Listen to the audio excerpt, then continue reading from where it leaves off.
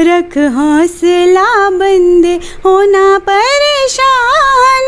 दुनिया च आया है जिस दा तूफान, कोरोना वायरस है उस दा नाम।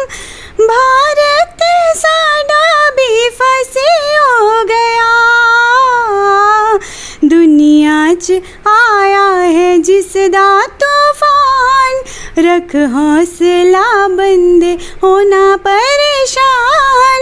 पढ़ाई के साथ साथ भी मुझे ये था कि मुझे कुछ नया सीखना है, तो मैंने हर चीज़ में पार्टिसिपेट करना स्टार्ट कर दिया। लेकिन मेरा एक मेन मोटिव ये था कि मैं प्राइज़ के पीछे कभी नहीं भागी। किसी भी तरह मैं अपनी मेहनत करके जो मनी मेरे पास आएगा उसका हाफ मैं जो अनाथ बच्चे होते हैं उनके लिए कुछ करना चाहती हूँ अपनी ज़िंदगी में।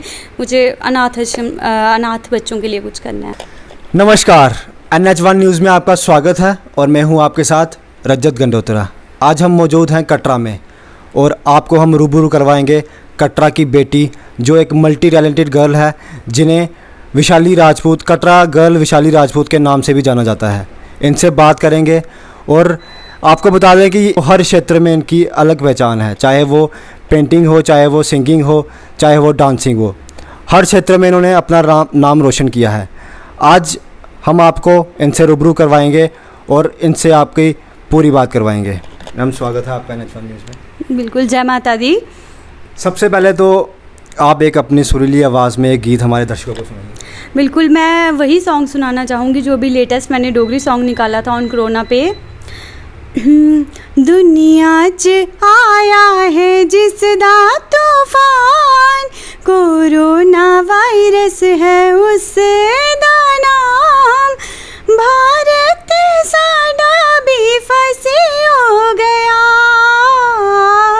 दुनिया च आया है जिस दा तूफान, रख हौसला बंदे होना परेशान। बहुत बढ़िया मैम। विशाली जी, सबसे पहले तो हम आपसे जानना चाहेंगे आपने किस तरह से ये अपना सफ़र शुरू किया। बिल्कुल, सफ़र की मैं बात करूं तो मुझे बचपन से ही नई नई चीज़ें सीखने का शौक़ था, हर प्रोग्राम में पार्टिसिपेट करने का शौक़ था। लेकिन मेरी एक कमी भी थी कि मुझे हमेशा स्टेज से डर लगता था। तो जब मैं 5th स्टैंडर्ड में थी तो एक दिन मेरे मम्मा पापा ने मुझे हाथ से पकड़ के ज़बरदस्ती स्टेज पे लेकर चले गए और उन्होंने एक लाइन कही वहाँ पे कि अगर आपको कल को कुछ भी करना है तो बेटा स्टेज ही एक ऐसा माध्यम है जिसके थ्रू आप अपना टैलेंट और अपना आवाज़ पहचान आप लोगों को दिखा सकते हो। क्योंकि स्टेज ही आई थिंक एक ऐसा माध्यम होता है हमारे बीच जिसके थ्रू लोग हमें जानते हैं और हम अपना टैलेंट और आवाज़ वहाँ तक पहुँचा सकते हैं। स्कूलिंग की बात करें तो स्कूलिंग किस तरह से आपकी, कहाँ, कटरा से हुई है? स्कूलिंग, हाँ जी बिल्कुल, कटरा पाइनलैंड पब्लिक हाई स्कूल से 10th तक वहाँ पढ़ी हूँ। दैन उसके बाद हमारे high secondary 12th high secondary 11th and 12th। उसके बाद graduation government degree college boys Udhampur से हुई है मेरी।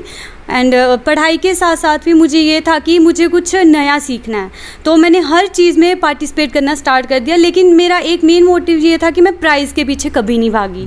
मुझे ये था कि पार्टिसिपेट करना है, परफॉर्म करना है, क्योंकि मुझे रिजल्ट कुछ भी हो, क्योंकि मुझे वहाँ से कुछ ना कुछ अचीवमेंट ज़रूर मिलेगी, सीखने को ज़रूर मिलेगा मुझे वहाँ पे। जीत हार का आपने फ़र्क नहीं देखा कभी? बिल्कुल, कभी नहीं। प्राइज़ का कभी सोचा ही नहीं, जीत हार सोचा ही नहीं कभी। मतलब हर चीज़ में पार्टिसिपेट करना, डांस हो गया, पेंटिंग हो गया, सिंगिंग हो गई। देन एक छोटा जैसे हैंड राइटिंग कॉम्पिटिशन हुआ, मैंने उसमें भी पार्टिसिपेट किया क्योंकि मुझे ये था कि यहाँ से कुछ ना कुछ मुझे सीखने को ज़रूर मिलेगा। जैसे कि हर एक इंसान में कोई ना कोई टैलेंट होता है, जैसे कि किसी को सिंगिंग का, किसी को कुछ भी। तो आपने सारी चीज़ें हैं जैसे डांसिंग भी, सिंगिंग भी, सब में अपने आप को कैसे डाला? बस ये था कि जब हमें पता चलता था कि जैसे 2015 में मैं डिग्री कॉलेज में थी, तो हमें पता चला कि पेंटिंग का कंपटीशन हो रहा है। तो मैंने बस उसी टाइम सोच लिया कि मैंने कंपटीशन करना है, प्राइज़ का नहीं सोचा। बस ये था कि अपना 100% देना, वहाँ पे 100% दिया। एंड लकीली 2015 में मैं इंटर कॉलेजिएट हमारे पोस्ट मेकिंग कंपटीशन हुआ and I got one 2nd prize with the hand of the doctor Shahid Iqbal Chaudhary DC sir. Then उसके उसके बाद साथ साथ में मैंने NYK के थ्रू जब मुझे पता चला कि वहाँ पे डिबेट्स हो रही हैं, तो मैंने डिबेट का भी कोशिश, मतलब एक कोशिश ज़रूर की, मैंने अपनी तरफ से 100% दिया। तो बस स्टेट लेवल पे डिबेट भी हो गई। देन उसके बाद जब हमें जैसे पता चला कि वुमेन कॉलेज में कहीं कंपटीशन हो रहा है सेव वाइल्ड लाइफ पे, एक प्रेजेंटेशन देनी है, तो वो प्रेजेंटेशन जैसी हुई वैसी हुई, लेकिन ये था कि अपनी तरफ से पूरा 100% दिया। आपका था कि कोई भी फील्ड हो, आपको हर एक फील्ड में जाना ही जाना है। सबसे ज़्यादा इंटरेस्ट किस चीज़ में, किस फील्ड में था? अभी तो मुझे सबसे ज़्यादा इंटरेस्ट सिंगिंग में ही था। सिंगिंग में। तो एक और जो अपनी सुरीली आवाज़ में एक और गाना सुना दीजिए। एक मैं सुनाना चाहती हूँ, जैसे 15 अगस्त आ रहा है, तो मेरा ये सॉन्ग अभी पीछे बहुत मतलब ठीक ठाक ही व्यूज़ गए हैं इसको, तो मैं वही सुनाऊँगी। है गुजरने वाली हवा बता, मेरा इतना काम करेगी क्या, मेरे गाँव जा मेरे दोस्तों को सलाम दे, मेरे गाँव में है जो वो गली जहाँ रहती है मेरी दिलरुबा, उसे मेरे प्यार का जाम दे, उसे मेरे प्यार का जाम दे।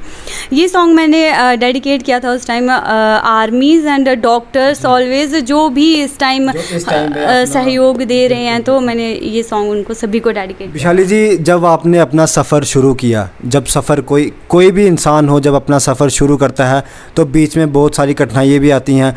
कोई ऐसा टाइम भी आता है जब अपना इंसान अपनी हिम्मत हार जाता है, जब काम नहीं उससे वो जिस भी लाइन में वो जा रहा होता है, फील्ड में जा रहा होता है, उससे वो सही तरीके से नहीं होता। तो आपने किस तरह से संभाला होगा जब आपके सफ़र में कोई कठिनाई आई होगी? तो कठिनाई बिल्कुल ज़रूर आती है। मैं इतना कहना चाहूँगी कि हमें हार मान कर नहीं बैठना चाहिए। जैसे अगर हम किसी पार्टिसिपेट कर रहे हैं तो बेशक वहाँ पे प्राइज़ नहीं मिला, हमें घर वाले भी बहुत डांटते हैं कि आप क्या ये, जैसे मुझे पेंटिंग का भी शौक़ था, काफ़ी शौक़ था, लेकिन मुझे ये था कि मुझे करना है। और एक दिन जब मुझे सेकंड प्राइज़ मिला वहाँ पे, तो तब तो पेरेंट्स को भी प्राउड फील हुआ। मतलब अड़चनें तो आती हैं, लेकिन हमें हार मान कर नहीं बैठना चाहिए। और टैलेंट तो मुझे भी ऐसे मैक्सिमम बच्चे ही बोलते हैं कि आप तो हो ही मल्टी टैलेंटेड और भगवान ने आपको मल्टी टैलेंटेड बनाया है, लेकिन ऐसा नहीं है। मैं उनको भी यही समझाती हूँ कि भगवान ने सभी में कोई ना कोई टैलेंट ज़रूर दिया होता है, लेकिन ज़रूरत होती है कि आप अपने आप को उस टाइम दो और अपनी उस टैलेंट को पहचानो। वो तभी पॉसिबल होगा अगर आप हर चीज़ में पार्टिसिपेट करोगे। तो मतलब ज़रूरी नहीं है कि जैसे आप में अगर सिंगिंग नहीं कर सकते हो तो वो टैलेंट नहीं है। आप डांसिंग करके देखो, अगर डांस का टैलेंट नहीं है तो हो सकता है आप में पेंटिंग का टैलेंट हो, पेंटिंग भी नहीं तो हो सकता है आप कुकिंग अच्छी करते हो, कुकिंग अच्छी नहीं तो हो सकता है आप कल को बिजनेसमैन अच्छे बन जाओ, बिजनेसमैन नहीं तो हो सकता है आप पढ़ाई में अच्छे हो। तो इसी तरह, लेकिन ये सब हमें अपनी खूबी हमें तभी पता चलेगी जब हम अपनी आप को मौका देंगे इन सब चीज़ों में पार्टिसिपेट करने का। आप अपने जो अब किस फील्ड में आप अपने आप को कंटिन्यू रखोगे? मैं फ़िलहाल सिंगिंग में ही। सिंगिंग को आप कंटिन्यू रखोगे? बिल्कुल। किस एम क्या है आपका, कहाँ तक सफ़र आपने, मंजिल क्या चुनी है आपने? एम अभी MSc मैथ्स तो मेरी कंप्लीट हो चुकी है। एम तो मेरा मेन ऐसे क्या था कि KS क्लियर करना एग्ज़ाम, एंड फिर उसके बाद मुझे ये है कि किसी भी तरह मैं अपनी मेहनत करके जो मनी मेरे पास आएगा उसका हाफ मैं जो अनाथ बच्चे होते हैं उनके लिए कुछ करना चाहती हूँ अपनी ज़िंदगी में। मुझे अनाथ बच्चों के लिए कुछ करना है। बहुत बढ़िया मैम। विशाली जी, इस समय एक ऐसा सिचुएशन है कि इस समय हर बच्चा, क्योंकि कोरोना वायरस महामारी चल रही है, हर बच्चा कहीं ना कहीं इस समय अपने आप को पिछड़ा समझ रहा है, क्योंकि वो स्कूल नहीं जा पा रहे हैं, कॉलेज नहीं जा पा रहे हैं, कहीं ना कहीं पीछे वाली साइड चले जा रहे हैं। तो उनके लिए आपका क्या संदेश रहेगा? क्योंकि इस समय हर कोई घर पे बंद है, ज़्यादा वो बाहर निकल नहीं सकता, अपने दोस्तों के साथ मिलना जुलना इतना नहीं हो रहा है, क्योंकि महामारी के कारण कहीं ना कहीं पेरेंट्स भी बच्चों को बाहर अलाउ नहीं करते हैं। वो कहीं ना कहीं एक ही कमरे में बैठा अपने आप में कुछ मेंटली डिस्टर्ब हो रहा है, तो उनके लिए आपका क्या मैसेज रहेगा? तो उनके लिए मैं ये कहना चाहूँगी, जैसे छोटे बच्चे हैं, अगर वो ज़्यादा बाहर नहीं जा पा रहे हैं, तो पेरेंट्स के लिए है कि आप उनको पेंटिंग से सिखाओ, मतलब कुछ इंडोर गेम्स से सिखाओ, कुछ ऐसी गेम्स से सिखाओ, कुछ डिसिप्लिन से सिखाओ। Indoor games in the sense कि जैसे उनका दिमाग जिससे उनका शार्प हो, कि हमें कल को अगर उनके सामने कोई प्रॉब्लम आ जाए तो वो फेस करने की हिम्मत हो। और साथ में इस टाइम पेरेंट्स और बच्चों दोनों के लिए ऐसा मौका है कि वो एक दूसरे के साथ इस वक्त फ्रेंड्स की तरह रह सकते हैं। बच्चों को कोई प्रॉब्लम है तो वो पेरेंट्स के साथ शेयर करें, और पेरेंट्स का भी है कि वो अपने बच्चों की बात सुने और उनका सहयोग दें, उनको समझाएं प्यार से। सो बड़े बच्चे जैसे अगर कोई नहीं कर पा रहे हैं, बाहर नहीं जा पा रहे हैं, तो कॉम्पिटिटिव की तैयारी कीजिए, क्योंकि मैक्सिमम हमारे अभी अलाउड ही वैसे कहीं अपने आप को बिजी रखने, कहीं ना कहीं एग्ज़ाम्स में या स्टडी में ही बिज़ी रखिए, क्योंकि इतनी सारी बुक्स हैं, नॉवेल्स हैं, बहुत कुछ होता है ज़िंदगी में पढ़ने के लिए। ऐसा नहीं है कि हम बिल्कुल बोर होके बैठ रहे हैं, यहाँ आप स्टडी करो, बुक्स पढ़ो। विशाली जी, हम कटरा माँ वैष्णो देवी कटरा में रहते हैं, तो माँ वैष्णो देवी के लिए आपका एक... हाँ जी, माता वैष्णो जी के लिए मैंने एक भजन निकाला है अभी कल परसों। उनका दरबार बंद था, तो बस फ्री टाइम में मैंने और मेरी सिस्टर ने ही लिरिक्स लिखे हैं, तो वो मैं थोड़ा सा सुना देती हूँ। छाई है दुनिया में घड़ियाँ ये काल की, हर माँ मांगती है सलामती अपने लाल की। सुखी रखना सब परिवार, जोते जगेंगी तेरे द्वार। मेहर करो मेरी माँ, तेरा सच्चा सांचा प्यार, पर तेरा बंद पड़ा दरबार। कैसे आए तेरे द्वार, मेरी वैष्णो देवी माँ, तेरी कृपा परम्पार।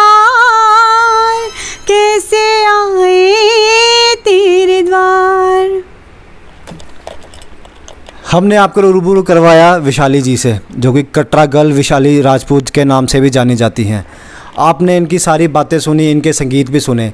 कहीं ना कहीं इनका एक बहुत ही बढ़िया संदेश था कि इस समय कहीं ना कहीं जो बच्चे घर में बैठे हैं, जो बाहर नहीं निकल पा रहे, वो कहीं ना कहीं अपने आप को बिज़ी रखें, चाहे वो किताबें पढ़ने में हो, चाहे नोवेल पढ़ने में हो, किसी भी फील्ड में अपने आप को बिज़ी रखें।